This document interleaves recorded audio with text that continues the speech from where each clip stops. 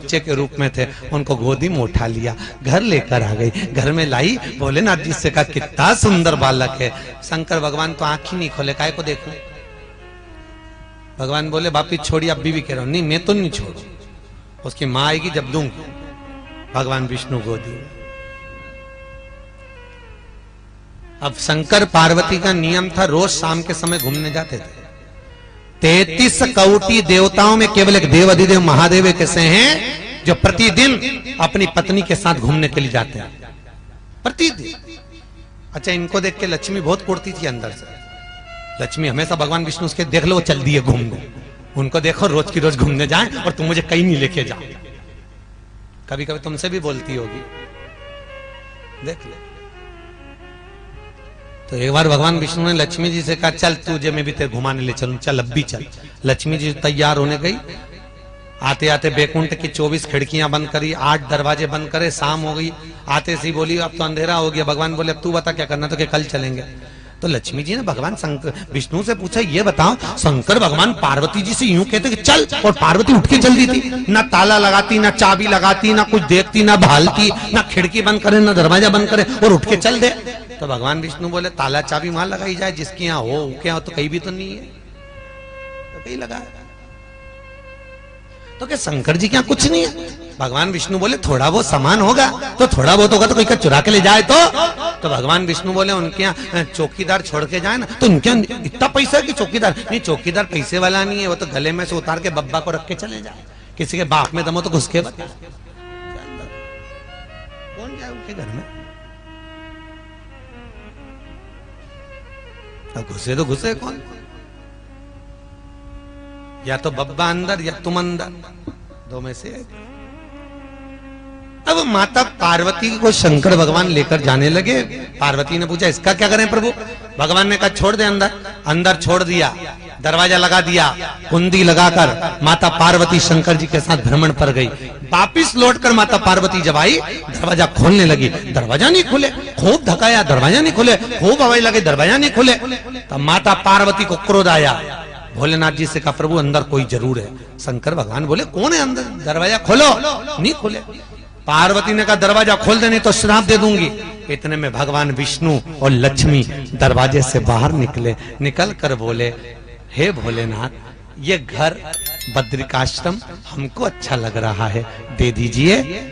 माता पार्वती आंख में आंसू भर गई, जिंदगी में एक ही तो मकान था वो भी तुमने ले लिया। भगवान बोले दे दे पार्वती, दे दे, अपना क्या जाए, अपन कहां रहेंगे? भगवान ने कहा कहीं नहीं, केदारनाथ पे रहेंगे, बद्रीनाथ इनको दे दे। भगवान विष्णु ने लक्ष्मी से कहा लक्ष्मी तूने इस घर से शंकर और पार्वती को बाहर निकाला है, इस घर में मैं तेरे साथ अंदर कक्ष में कभी नहीं बैठूंगा। तू बाहर बैठेगी, मैं अंदर बैठूंगा। आज भी बद्रीनाथ में नारायण अंदर है, लक्ष्मी बाहर है। लक्ष्मी बाहर। शिवजी जाने लगे। भगवान विष्णु ने कहा भोलेनाथ मेरे बद्रिकाश्रम के मंदिर में जो आएगा चने की दाल लेकर आएगा, जो चने की दाल लेकर आएगा और मेरे मंदिर में आकर ओम नमः शिवाय बोलकर अपनी मनोकामना कर कर मुझ नारायण को चढ़ाएगा, उसकी मनोकामना 3 महीने में मैं पूरी कर दूंगा। मात्र 3 महीने।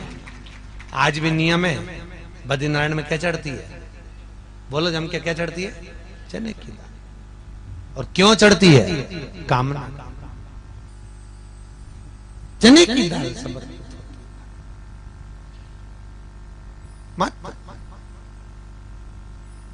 महाराज शास्त्र कर रहा है, शास्त्र वर्णन कर रहा है। बद्रिकाश्रम मेरे भगवान शिव का है। गले में सर्प नारायण है तो शंकर के गले में पड़े हुए। ऐसी कोई जगह ही नहीं जहां शिव ना हो। भगवान शिव जैसा जो दयालु है, कृपालु है, दया का सागर है महाराज। हर जगह सर्वस्वता का निवास करने वाला है। सर्वस्वता। महाराज चले। देवराज के प्राण छूट गए, शिव के धाम को चले गए। एक बिंदुक नाम का ब्राह्मण, वेदव्यास जी लिखते हैं, जिसकी धर्म पत्नी का नाम है चंचुला देवी। क्या नाम? चंचुला देवी। बिंदुक और चंचुला। बिंदुक भी ब्राह्मण कुल में जन्मा था, पर कभी जिंदगी में उसने ब्राह्मण कर्म नहीं किया था। मेरा एक निवेदन आप सभी से, जो जिस वर्ण में जन्मा हुआ है, कोई ब्राह्मण तत्व में है, कोई क्षत्रिय तत्व में है, कोई वैश्य तत्व में है, कोई शूद्र तत्व में है,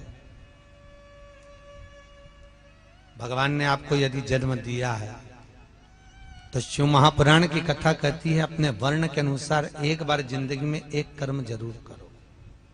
भगवत कितना सुंदर चरित्र है रामचरितमानस का, आप लोगों ने पढ़ा होगा। शिव रामचरितमानस का बहुत सुंदर चरित्र है महाराज। सीता जी विवाह कर कर अयोध्या में आई। 9 रात्रि तक माता सीता ने अयोध्या का पानी नहीं पिया। 9 रात्रि तक माता सीता ने अयोध्या का भोजन नहीं करा। 9 रात्रि। और जब माता सीता ने अयोध्या का भोजन नहीं करा, पानी नहीं पिया, तब माता कौशल्या ने पूछा, बहुरानी तो अयोध्या का पानी क्यों नहीं पीती, तो भोजन क्यों नहीं करती?